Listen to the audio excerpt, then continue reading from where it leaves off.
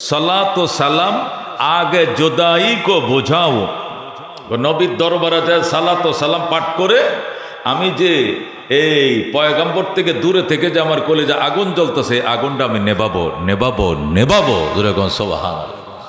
মেরে ভাই ও দোস্ত বুজুর্গ, হযরত খাজা মঈনুদ্দিন চিশতি এইগুলো বলা বলি করে গজল গায়া কান্নাকাটি করে তো ঘুমিয়ে পড়ছে। ফজরের নামাজ পড়ার পর ওসমানে হারুনি ডেকে বলতেছে, মঈন তাল আসো। গত রাত্রে কি বলছিলা? আমি তো আরবি, তুমি তো হিন্দি, তুমি যে কি বলছো আমি বুঝি নাই, খালি মদিনা মদিনা শব্দটা বুঝছি, আর তো কিছু বুঝি নাই। তখন মঈনুদ্দিন চিশতি বুঝাইলেন, ওসমানে হারুনি কয় এখনই রওনা করো। সুবহানাল্লাহ। তার খানকার মধ্যে ৮,০০০ মুরিদ ছিল। খানকা পীরদের দরবারে থাকার জন্য একটু জায়গা আছে, এটাকে খানকা বলে। এখানে নামাজ হয়, রোজা হয়, এখানে বিভিন্ন সবকগুলো পালন করে, এখানে খায়, এখানে ঘুমায়, এখানে থাকে, হাতে করে মানুষ করে আর কি, বিভিন্ন সবক পড়া, এটাকে খানকা বলে। ওসমানে হারুনির খানকার মধ্যে লেখা আছে ওই সময় ৮,০০০ খাস মুরিদ ছিল, খলিফারা ছিল। এই ৮,০০০-এর মধ্যে জিজ্ঞাসা করলেন, আমার সাথে হজের সফরে আমার খাদেম হইয়া কে যাইতে রাজি আছো? সবাই হাত বাড়াইছে, মঈনুদ্দিন চিশতি হাত বাড়ায় নাই। তো ওসমানে হারুনি বললেন, রাতভর দেখছি কানসো মদিনা মদিনা কইয়া, এখন আমি মদিনায় যাব, তুমি যে হাত বাড়াইলে না। আপনি তো বলছেন আপনার খাদেম হয়ে যাওয়ার জন্য, আপনার মতো বিখ্যাত অল্লির খাদেম হওয়ার মতো যোগ্যতা আমার ভিতরে নাই। نحمده ونستعينه ونستغفره ونؤمن به ونتوكل عليه ونعوذ بالله من شرور أنفسنا ومن سيئات أعمالنا من يهده الله فلا مضل له ومن يضلله فلا هادي له ونشهد أن لا إله إلا الله وحده لا شريك له ونشهد أن سيدنا ومولانا محمدا عبده ورسوله أما بعد فأعوذ بالله من الشيطان الرجيم بسم الله الرحمن الرحيم ولله على الناس حج البيت من استطاع إليه سبيلا وقال رسول الله صلى الله عليه وسلم من لم يمنعه من الحج حاجة ظاهرة أو سلطان جائر أو مرض حابس فمات ولم يحج فليمت إن شاء يهوديا وإن شاء نصرانيا أو كما قال النبي عليه الصلاة والسلام اللهم صل على محمد وعلى آل محمد كما صليت على إبراهيم وعلى آل إبراهيم إنك حميد مجيد اللهم بارك على محمد وعلى آل محمد كما باركت على إبراهيم وعلى آل إبراهيم إنك حميد مجيد رہے میرے مسکن حوالی کعبہ بنے میرے مدفن دیار مدینہ بلغ العلا بکمالہ کشف الدجا بجمالہ حسنت جمیع خصالہ صلو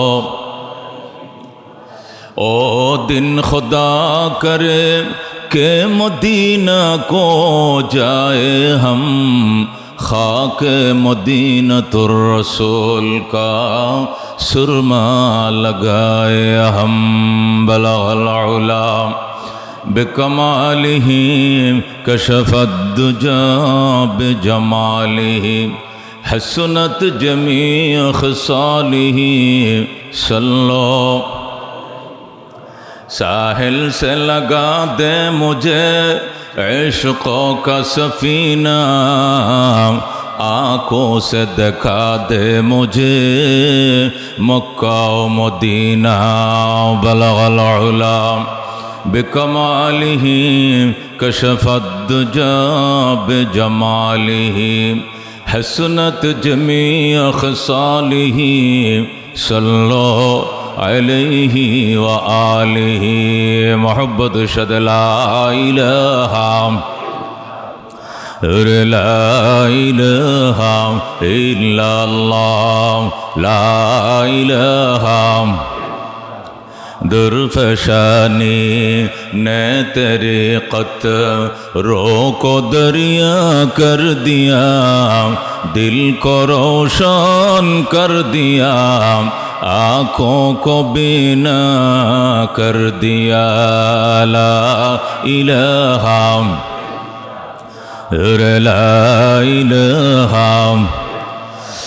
दुर्गा दरगा गैरुल्लाह बाजार माजार गैरुल्लाह ला इलाहा इल्लल्लाह नहीं कोनो माबूद अल्लाह चढ़ा पढ़ो ला इलाहा सुब्हानल्लाह वल्हम्दुलिल्लाह ला इलाहा इल्लल्लाह ला इलाहा इल्लल्लाह मुहम्मदुर रसूलुल्लाह सल्लल्लाहु अलैहि वसल्लम।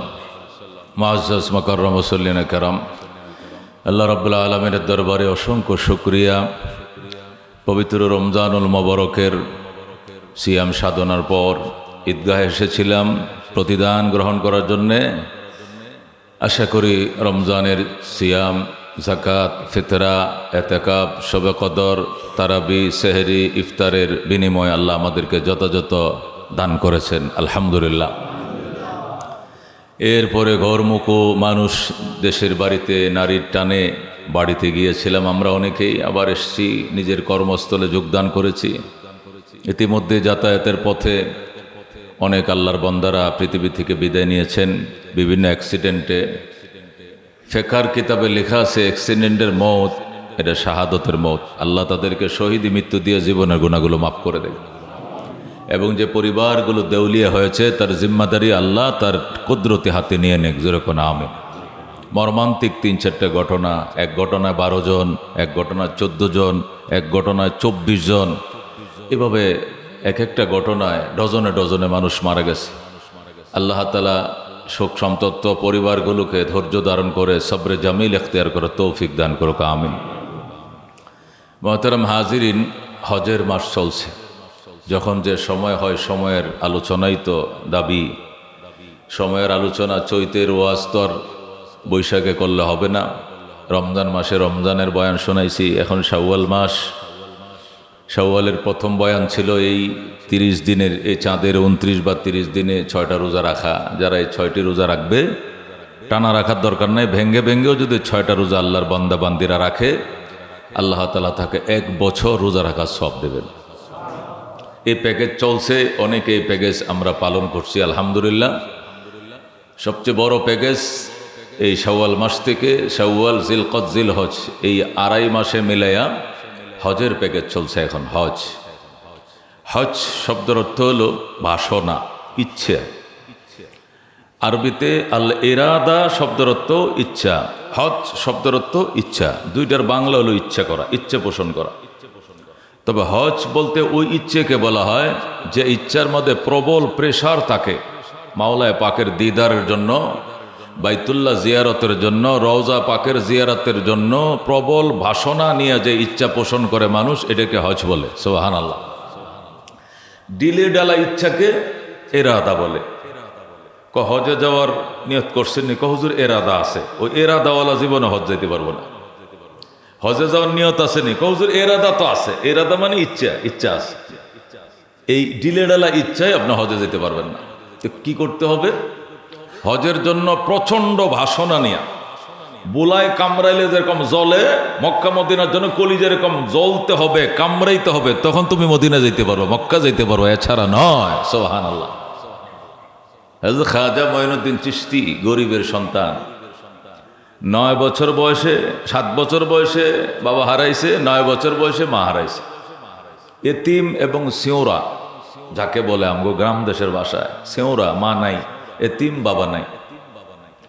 এই ছেলেটা কান্দে, দেখা দে ইলাহি ও মদিনা कैसे बसती है, दिखा दे इलाही वो मदीना कैसे बसती है, कि जिस पर रात दिन मौला तेरी रहमत बरसती है। ও আল্লাহ, আমি এতিম, আমি মঈনুদ্দিন চিশতি, আমি এতিম, আমাকে মদিনার বস্তি, মদিনার অঞ্চল দু চোখে দেখার ভাগ্য দাও, যেখানে নাকি তুমি রাত দিন 24 ঘন্টা অবিরাম রহমতের বৃষ্টি বাড়ি দ্বারা বর্ষণ করো। এই জায়গা না দেখায়া আমাকে মরণ দিও না, দিও না, দিও না। সুবহানাল্লাহ। 10টা আনা পয়সা নাই, টাকা না আনা নাই তার পকেটে। হযরতে খাজা উসমানে হারুনির দরবারে গেছে, সেই ইরাকে, সেখানে যাইয়া মুরিদ হয়েছে। তো ওসমানে হারুনি তো বিখ্যাত বুজুর্গ, কুরাইশ বংশের সন্তান, হাসানের বংশের সন্তান। বিভিন্ন অজিফাগুলো দেয়, রাত্রিবেলায় অজিফাগুলো পড়ে, তাহাজ্জুদ পড়ে, মোরাকাবা করে, আল্লাহর জিকির করে। কে? মঈনুদ্দিন। আরেকদিন গভীর রাত্রে তাহাজ্জুদ শেষ, জিকির শেষ, মোরাকাবা শেষ, মোনাজাতের মধ্যে কান্না শুরু করছে। পাশের রুমে ওসমানে হারুনি পীর সাহেব, আর এই পাশের রুমে মঈনুদ্দিন চিশতি। বোলায় কামর শুরু করছে মদিনার জন্য। বাস শুরু হয়ে গেছে, মাই জিন্দগি মে একবার মদিনা যাও, मैं जिंदगी में एक बार मदीना जाओ, मदीना जाओ कभी लौट ना आओ, मैं जिंदगी में एक बार मदीना जाओ। सुभान। অর্থ তো বুঝতেই আছেন, আমাদের পার্শ্ববর্তী দেশের ভাষা, এটা তো আমরা বোঝার কথা। আমি জীবনে একবার মদিনা যাব, এমন যাওয়া যাব আর ফিরে আসবো না। मदीना जाओ कभी लौट ना आओ, मैं जिंदगी में एक बार मदीना जाओ, जिस गुंबद खुजरा में नबी सोई हुई है। মঈনুদ্দিন চিশতি বলে, जिस गुंबद खुजरा में, যে সবুজ গম্বুজের নিচে নবী শুয়ে রয়েছে, ऐसे खाक के जाने ने सर मेरे दिल हुई है। আমি শুনেছি রাহমাতুল লিল আলামিন সবুজ গম্বুজের নিচে শুইছে, ওই গম্বুজের নিজের মাটির জন্য আমি আমার জীবন উৎসর্গ করে দেব। আমি ওখানে যাই আমার জীবনটাকে নিজে শেষ করে দেব, আমি উৎসর্গ করে দেব আমার জীবনকে। আল্লাহ তবু আমাকে ওটা দেখাও। जिस गुंबद खुजरा में नबी सोई हुई है, इस खाक के जाने ने सर मेरे दिल हुई है। दरबार नबी आज मैं जीता रहा हूँ, मैं जिंदगी में एक बार मदीना जाओ, मदीना जाओ कभी लौट न आओ, मैं जिंदगी में एक बार মদিনা যাও। উসমান হারুনি পাশের থেকে কয়, টাকা আছে? মদিনা যাইলে মানিস্তাতা ইলাইহি সাবিলা। আল্লাহ বলছেন হজ করবে কারা? যারা সেখানে যাওয়ার সক্ষমতা রাখে। আছে না তোমার? মঈনুদ্দিন কয়, आए खुदा मेरे सामने सफर को आता कर, इस फानी दुनिया से मेरे दिल को जुदा कर। আল্লাহু আকবার। সে বলতেছে, উস্তাদ আমি আমার আল্লাহকে বলছি, আয় খোদা মেরে সামানে সফর কো আতা কর, হে আমার আল্লাহ আমাকে সফরের সামানের ব্যবস্থা করো। মদিনায় গেলে কিছু টাকা পয়সা লাগে, ব্যবস্থা করে দাও। জাহাজ ভাড়া লাগে, পয়সা দাও। উট ভাড়া লাগে, ব্যবস্থা করে দাও। দুনিয়ার দালান কোটা বাড়ি গাড়ি আমি চাই না। সুবহানাল্লাহ। आए खुदा मेरे सामाने सफ़र को आता कर, इस फ़ानी दुनिया से मेरे दिल को जुदा कर। सलातो सलाम आगे जुदाई को बुझाओ, मैं ज़िंदगी में एक बार मदीना जाऊँ, मदीना जाऊँ कभी लौट न आओ, मैं जिंदगी में एक बार मदीना जाओ। सुबहानाल्लाह। আমার মনে আগুন জ্বলতেছে। সালাত ও সালাম আগে জুদাই কো বোঝাও। নবীর দরবারে যায় সালাত ও সালাম পাঠ করে আমি যে এই পয়গম্বর থেকে দূরে থেকে যে আমার কলিজা আগুন জ্বলতেছে, আগুনটা আমি নেবাবো নেবাবো নেবাবো। যেরকম সুবহানাল্লাহ। মেরে ভাই ও দোস্ত বুজুর্গ, হযরত খাজা মঈনুদ্দিন চিশতি এগুলো বলা বলি করে গজল গায়া কান্নাকাটি করে এত ঘুমিয়ে পড়ছে। ফজরের নামাজ পড়ার পর ওসমানে হারুনি ডেকে বলতেছে, মঈন তাল আসো। গত রাত্রে কি বলছিলা? আমি তো আরবি, তুমি তো হিন্দি, তুমি যে কি বলছো আমি বুঝি নাই, খালি মদিনা মদিনা শব্দটা বুঝছি, আর তো কিছু বুঝি নাই। তখন মঈনুদ্দিন চিশতি বুঝাইলেন। ওসমানে হারুনি কয়, এখনই রওনা করো। সুবহানাল্লাহ। তার খানকার মধ্যে ৮,০০০ মুরিদ ছিল। খানকা পীরদের দরবারে থাকার জন্য একটু জায়গা আছে, এটাকে খানকা বলে। এখানে নামাজ হয়, রোজা হয়, এখানে বিভিন্ন সবকগুলো পালন করে, এখানে খায়, এখানে ঘুমায়, এখানে থাকে, হাতে গড়ে মানুষ করে আর কি, বিভিন্ন সবক পড়া, এটাকে খানকা বলে।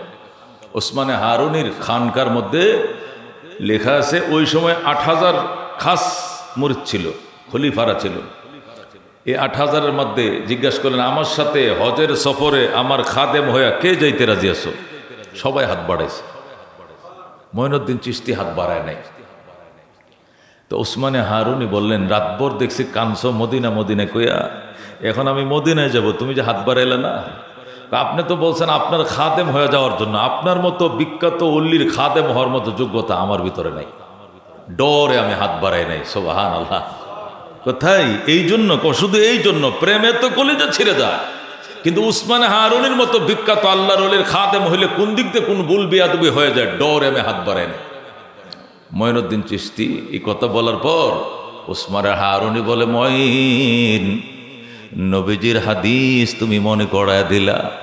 আল্লাহর হাবিব বলছেন, মান তাওয়াযা লিল্লাহ রাফাহুল্লাহ, যে নিজেকে ছোট বানায়, বিনয় করে, আল্লাহ তাকে উচ্চ মর্যাদা বাড়ায় দেয়। আমার ৮,০০০ মুরিদের মধ্যে আমি দেখতেছি তোমার ভিতরে এই যোগ্যতা আছে, আর কাহারও ভিতরে নাই। চলো তুমি। যেরকম সুবহানাল্লাহ। কি নিতে হবে হুজুর?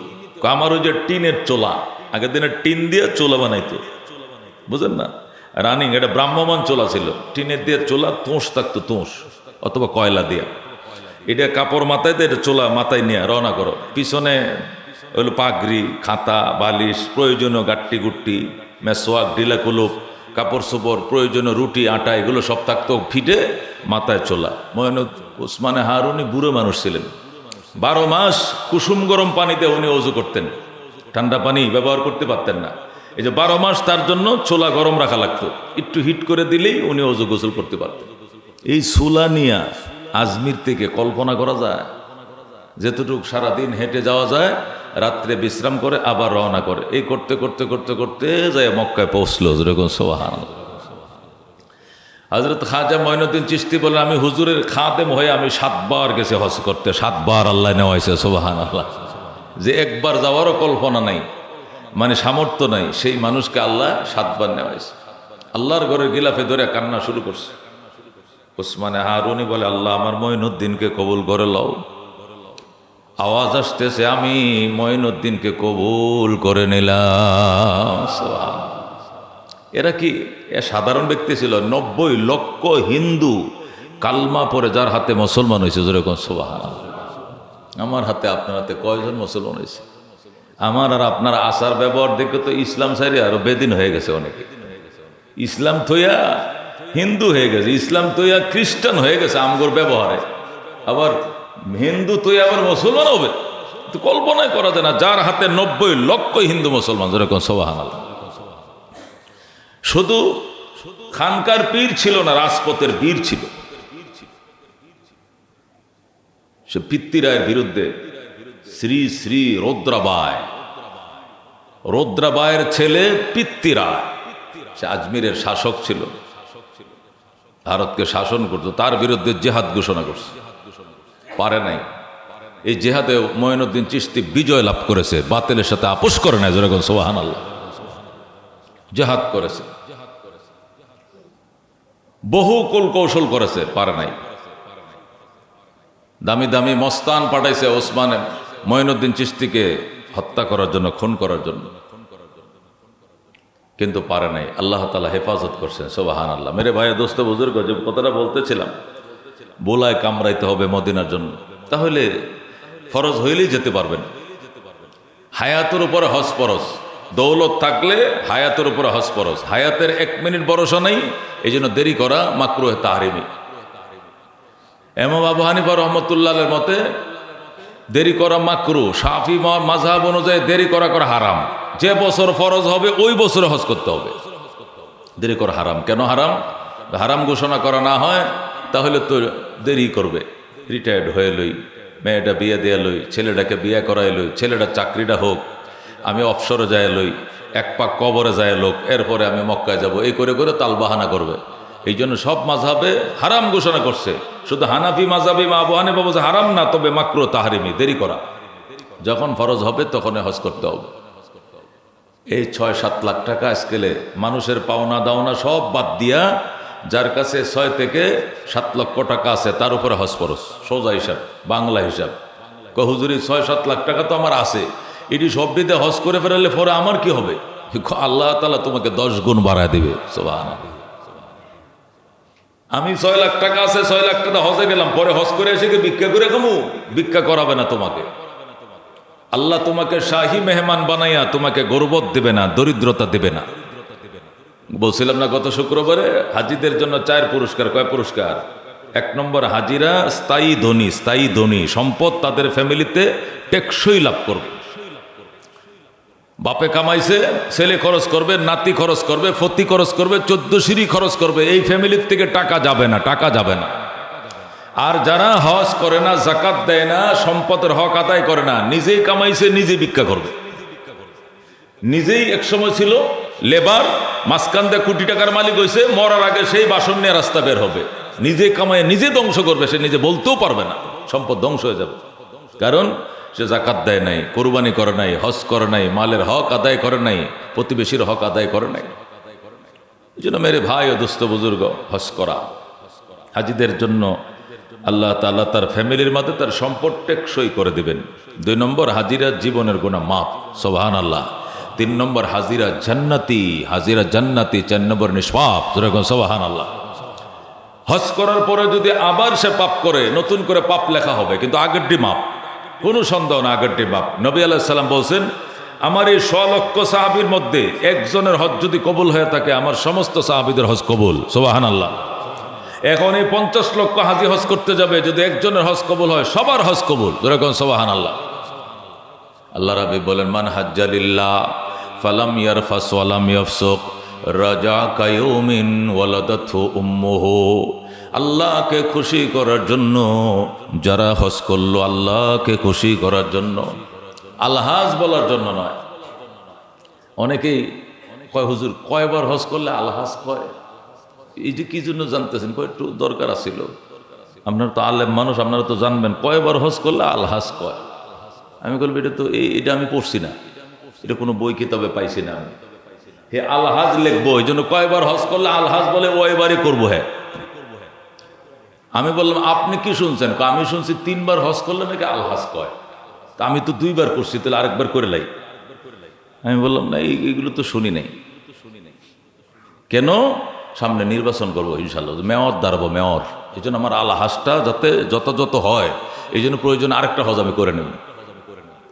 আমার সাথে হজে গেছে, এই যে মেম্বরে বসে বলতেছি, হজে গেছে, বড় হজে 12 সালে একজন আল্লাহর বান্দা, নেতা মানুষ, বলতেছে, হুজুর কয়বার হজ করলে আলহাজ কয়? আমি কইছি জানি না।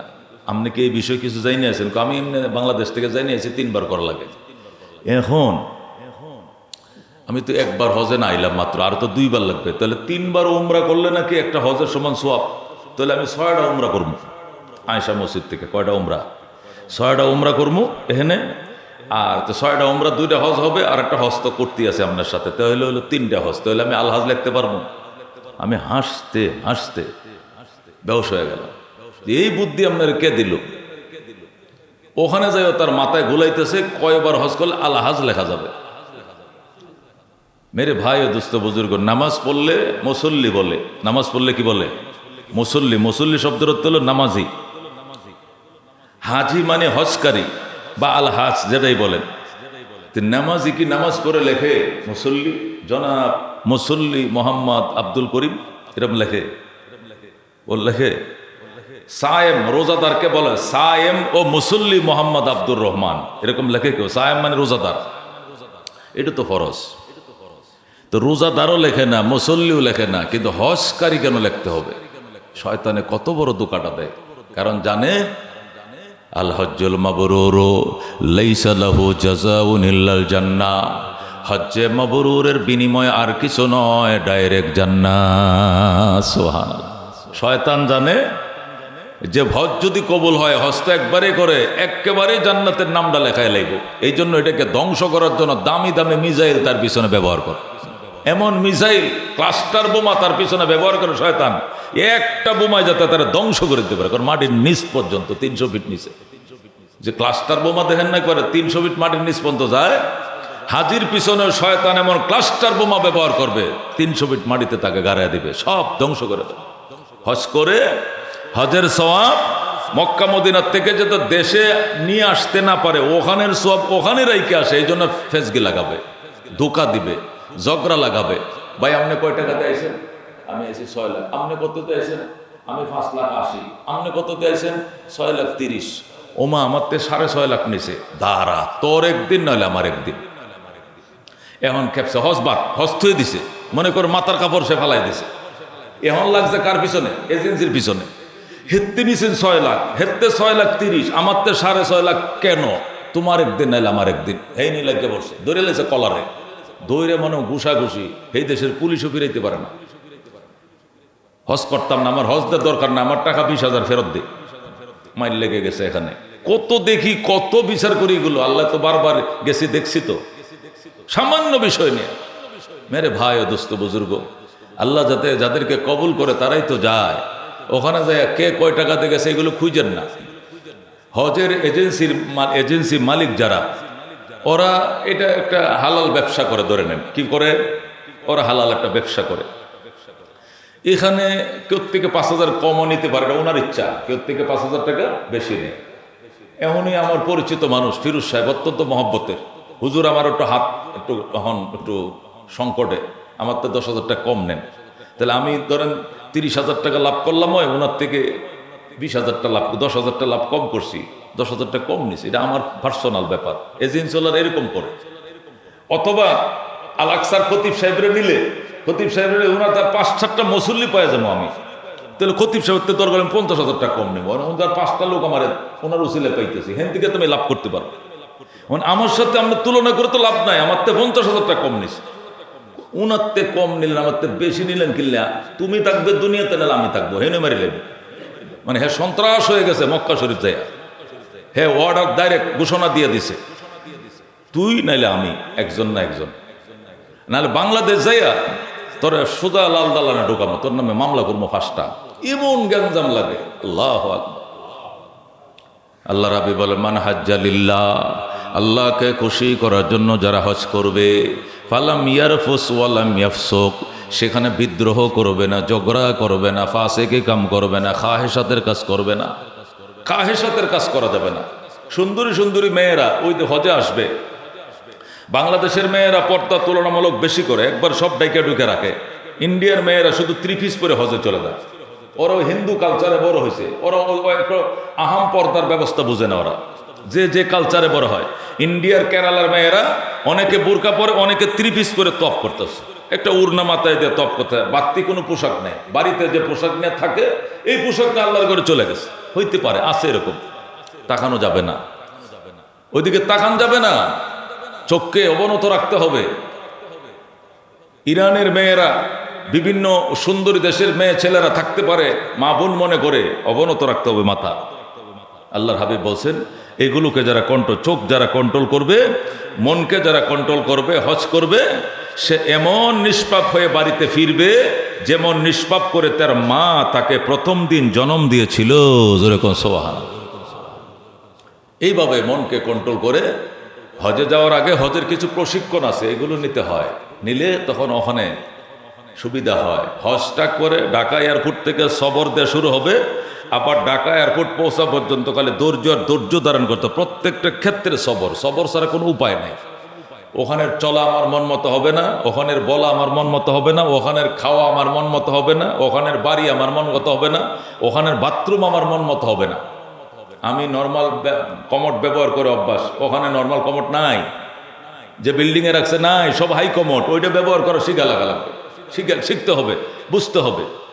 অথবা আমার হাই কমোড ইউজ করে অভ্যাস, আমাকে এমন রুমে দিছে লো কমোড, এর তো ধৈর্যের সাথে কষ্ট করে আমার ওখানে জরুরতটা সারতে হবে। অথবা বইলে কয়ে পাশের রুমে ওই হাজি সাহেবকে বইলে, ভাই আমি তো ওই কমোড পারি না, মাঝে মাঝে আপনাদের বাথরুমটা ইউজ করতে দিবে, কিন্তু আমাকে ওই রুম দিলা না কেন, গুছিয়া না ফাড়ায় গুছি শুরু করে দিছে, তাহলে তো হবে না।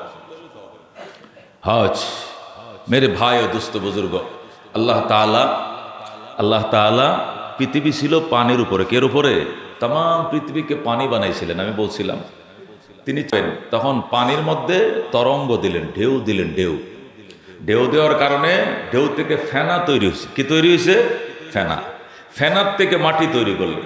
সর্বপ্রথম মাটি হয়েছে বর্তমানে যেখানে বাইতুল্লাহ, এখানেই প্রথম ভূমি তৈরি হয়েছে। যেরকম সোহান তাম পৃথিবীতে সর্বপ্রথম আল্লাহ মাটি বানাইছেন কোন জায়গায়? স্থলভূমি তৈরি করছেন কোন জায়গায়? যেখানে বাইতুল্লাহটা নির্মাণ করা আছে করে এইটা নিচে। বাইতুল্লাহ হলো পৃথিবীর নাবি, ঠিক মিডিল পয়েন্টে। পৃথিবীতে সবচেয়ে উঁচা হলো, তাম ওয়ার্ল্ডের মধ্যে উঁচু জায়গা হলো মক্কানগর। 7 ঘন্টা 20 মিনিট। আমার পরশুদিন আমার বড় ছেলেটা গেছে, সে মক্কা গেছে। আজও জুমার নামাজ পড়ে আজকে মক্কা শরীফ পরে মদিনা যাবে, মদিনা একদিন থাকবে, তখন সে ওখান থেকে মিশর আল আজহার চলে যাবে। আমার বড় ছেলেটা হাফেজ হয়েছে, মৌলানা হয়েছে, এখন উচ্চতর ডিগ্রির জন্য বুক ভরা আশা নিয়ে আমার সন্তানরে পাঠাইছি। আল্লাহ কবুল করেন যেরকম আমি আল আজহার ইউনিভার্সিটিতে। তো সে বলল, আব্বু 7 ঘন্টা 20 মিনিট লাগছে। কয় ঘন্টা? অথচ আসার টাইমে লাগবে 6 ঘন্টা, যাইতে 1 ঘন্টা 20 মিনিট। আমি ওখানে ফ্লাইটে মাঝে মাঝে জিগাই, ওই এরারে বাঙালি এরা আছে না, কিতা কয় ক্রু আছে না, এরা জিগে যাইতে তো সময় লাগে। হুজুর প্লেনটা এমনি রয়েছে, খালি উপরে উঠতেই আছে।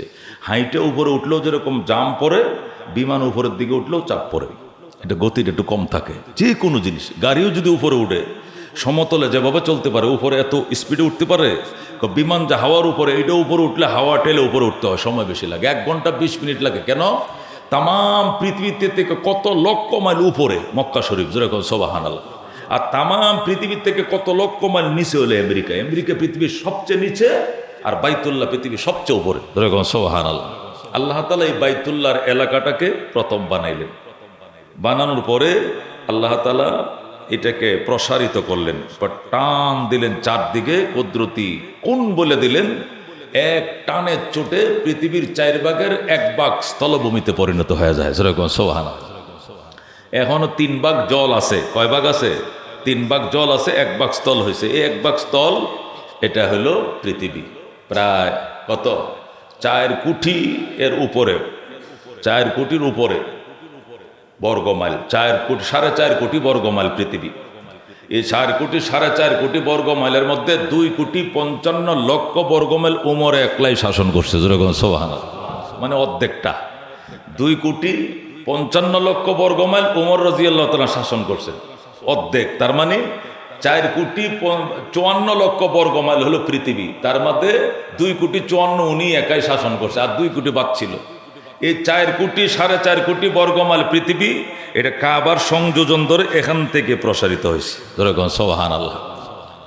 আর বাকি 3 ভাগ এখনো জল আছে। এখানে আল্লাহ তাআলা মিডিলে বাইতুল্লাহ বানাইছেন। প্রথম বানাইছেন ফেরেশতা দিয়া, আর সে আজিম থেকে হযরত জিবরাইল নিছে 1 ফিলার, মিকাইল নিছে 1 ফিলার, আজরাইল নিছে 1 ফিলার, ইসরাফিল আলাইহিস সালাম নিছে 1 ফিলার। এই 4 ফেরেশতা 4টা ফিলার নিয়ে আল্লাহর আরশ থেকে জমিন আইছে। আসার পরে আল্লাহ যে ফিলার যেখানে গাড়াইতে বলছেন 4 ফেরেশতা, সেই ফিলার সেখানে গাড়াইছে 4 কোণায়, পরে হয়েছে বাইতুল্লাহ। যেরকম সোহান, এই ফেরেশতাদের হাতে সর্বপ্রথম বাইতুল্লাহ নির্মাণ করার পর একবার জলোচ্ছ্বাস হয়ে এটা মাটির সাথে মিশে যায়।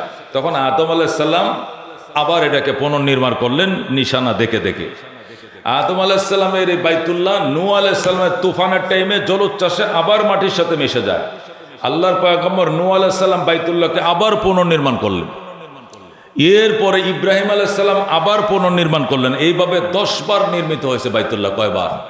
সর্বশেষ হাজ্জাজ বিন ইউসুফ, ইমাম আহমদ বিন হাম্বল রহমতুল্লাহ আলাইহি যখন কি ছিলেন, ইমাম ছিলেন দুনিয়াতে, বড় ইমাম আহমদ বিন হাম্বল, ওনার জামানায় হাজ্জাজ বিন ইউসুফ সে বাইতুল্লাহকে সর্বশেষ নির্মাণ করেছিল। এরপরে খলিফায়ে হারুন রশিদ, মামুন রশিদ ওনারা চাইছিল আবার দামি পাথর দিয়ে নির্মাণ করার জন্য। তখন আহমদ ইবনে হাম্বল ফতোয়া দিয়েছিলেন আল্লাহর ঘরে একটা ইট খোলা হারাম, আর আল্লাহর ঘরের ইট খোলা যাবে না। যেভাবে আছে এইভাবে কিয়ামত পর্যন্ত থাকবে। বাইতুল্লাহকে কেউ সুন্দর করতে চাইলে দামি দামি গিলাপ পরাও, দামি দামি গিলাপ পরাও। এখন স্বর্ণের গিলাপ পরায় বাইতুল্লাহকে, সুবহানাল্লাহ। স্বর্ণের সুতা দিয়ে কি বানায়? গেলাপ বানায়। ওই স্বর্ণের সুতা দিয়ে কি করে? কাবার মধ্যে নকশা করে, কোরআনের আয়াত লেখে, দেখছেন না চকচক করে, এগুলো সব স্বর্ণের সুতা দেয়া তৈরি করে। আল্লাহু আকবার। ইমাম আহমদ ইবনে হাম্বল রহমতুল্লাহ আলাইহি পৃথিবীর সমস্ত ইমামদেরকে সমন্বয় করে ফতোয়া দিয়েছিলেন এখন থেকে আল্লাহর ঘরের একটা ইট খোলা হারাম, আর খোলা যাবে না। আল্লাহর ঘরের খেলার পাত্র হয়ে যাবে। যখন যে রাজা বাদশাহ আসবে সেইটাকে ভাঙিয়ে নতুন করে বানাবে। আল্লাহর ঘরের আহামিয়ত, বরাত্বটা মানুষের হৃদয় থেকে উঠে যাবে। এই জন্য আর আল্লাহর ঘরে ইট খোলা যাবে না। ইমাম আহমদ বিন ফতোয়ার পরে এটা হাজ্জাজ বিন ইউসুফ এই জালেমের এই বাইতুল্লাহ, তার জালেমের হাতে নির্মিত বাইতুল্লাহ আল্লাহ তাআলা পৃথিবীতে কবুল করে ফেলছেন। যেরকম সুবহানাল্লাহ। হাজ্জাজ বিন ইউসুফ তো ভালো মানুষ ছিলেন না, মুসলমান ছিলেন, তবে জালেম ছিলেন। সে 80,000 মানুষ, কয় হাজার মানুষ? 80,000 মানুষ শুধু স্পটে গুলি করে মারছে, স্পটে কুপাইয়া মারছে। 80,000 মানুষ তো কুপাইয়া। এরপরে জেলে বন্দি করিয়া, জেলের মধ্যে দিয়ে যে কত পরিমাণ মানুষ মারছে এর সংখ্যা পৃথিবীর মানুষ জানে না। এত বড় জালেম ছিল।